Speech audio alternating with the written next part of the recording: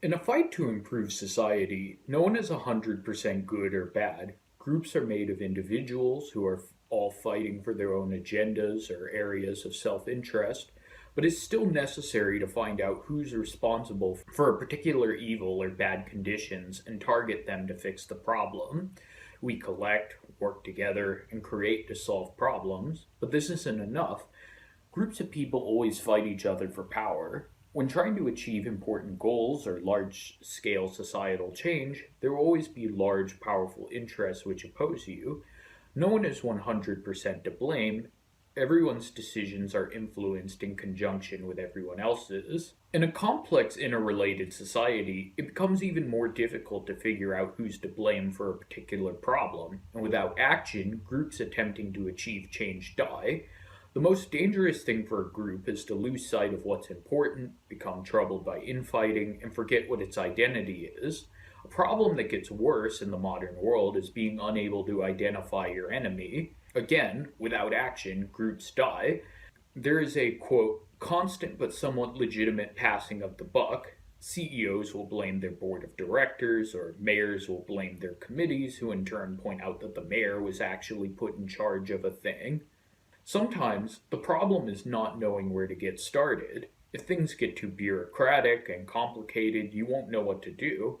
Anybody who's tried to cancel an incorrect bill, get a license, schedule an appointment, transfer to a college, work with a third party application, etc., will actually understand what I mean. Sometimes the issue isn't one of being unable to do anything, but getting started somewhere, anywhere. So, if you're staging a protest or advocating for a social change, it becomes necessary to isolate a target, freeze it, personalize it, and then polarize it. The targets need to be a personification. It can't be something general, vague, or abstract. Targets like City Hall, the government, or large corporations won't do. These impersonal targets are loose collections of individuals fighting for their own interests, no one 100% good or bad. The public can't direct its anger towards such targets for very long. An organizer or activist needs to be flexible and nuanced in their own mind. They can take time to weigh the pros and cons of a decision, but they can't stay in limbo forever. When it comes time to speak out, it can't be done half heartedly. Full conviction is needed. The target will try to squirm out of being the target, either with deliberate malicious efforts or just out of self preservation. They will ask, why are you singling me out? There are others who are responsible too. You ignore these arguments for the time being. You won't have the time, energy, or resources to dilute your attacks on so many targets. Others who are responsible will compulsively expose themselves, fearing that they are next. Here's an example which can sum it up better than I can. This quote is from a book. For context, this book was published in the late 60s. I remember specifically that when the Woodlawn organization started the campaign against public school segregation, both the superintendent of schools and the chairman of the Board of Education vehemently denied any racist, segregationist practices in the Chicago public school system. They took the position that they did not even have any racial identification data in their files. So they did not know which of their schools were black and which were white. As for the fact that we had all white schools and all black schools, well, that's just the way it was. If we had been confronted with a politically sophisticated school superintendent, he could have very well replied, look, when I came to Chicago, the city school system was following, as it is now, a neighborhood school policy. Chicago's neighborhoods are segregated. There are white neighborhoods and black neighborhoods, and therefore you have white schools and black schools. Why attack me? Why not attack the segregated neighborhoods and change them? He would have had a valid point, of sorts. I still shiver when I think of this possibility, but the segregated neighborhoods would have passed the buck to someone else, and so it would have gone into a dog chasing his tail patterns, and it would have been a 15-year job trying to break down the segregated residential pattern of Chicago. We do not have the power to start that kind of a conflict. Many liberals, during our attack on the then school superintendent were pointing out that after all, he wasn't a 100% devil. He was a regular churchgoer, he was a good family man, and he was generous in his contributions to charity. Can you imagine in the arena of conflict charging that so and so is a racist bastard and then diluting the impact of the attack with qualifying remarks such as, he's a good church going man, generous to charity, and a good husband? This becomes political idiocy, unquote. Let's talk about some bad modern applications of this strategy. Let's say you're dealing with the issue of animal experimentation. Now, this is an idea more people are open to discussing, and it needs to become political in nature.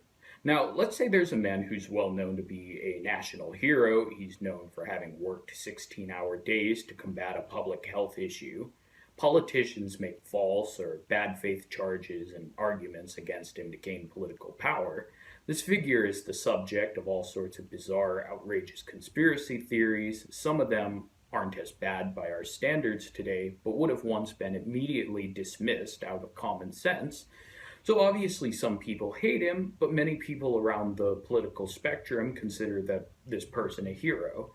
So let's say you start a campaign charging this man of approving horrible, cruel animal experiments. In general, animal experiments include torturing young baby animals, cutting open their skulls, and planting electrodes, intentionally infecting them with harmful pathogens, testing chemicals and drugs. These experiments are excessive and bizarre. Now, it doesn't matter that most of the scientific community does this. You pick the best example of someone responsible for the practice and target them.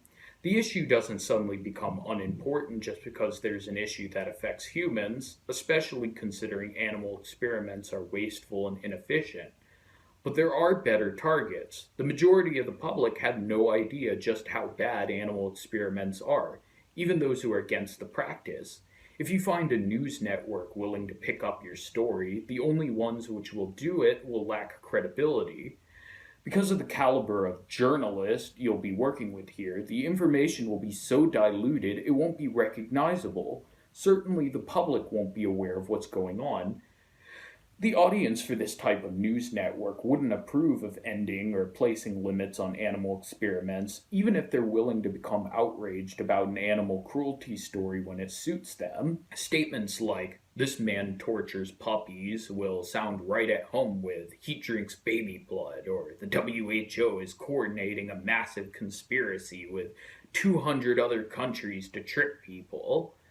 Luckily, the message will be so diluted it won't even be traced back to you. Said public figures should be petitioned to stop if they're heading any experiments. They should be exposed if possible, but to make them the target of an attack isn't a good idea. Most people can only predict the outcome of a faulty tactic after it's been employed, but in this case, it's a matter of being aware of our current political climate, or understanding the larger context of what's been going on over the past few years. There are plenty of other figures you can target, no less famous than the school superintendent from the quote I mentioned. Someone who doesn't already have a massive reputation for being a national hero renowned for their self-sacrifice and 16-hour workdays. Someone who doesn't have politicians attacking them for their own political power or have absurd conspiracy theories being very publicly thrown in their directions.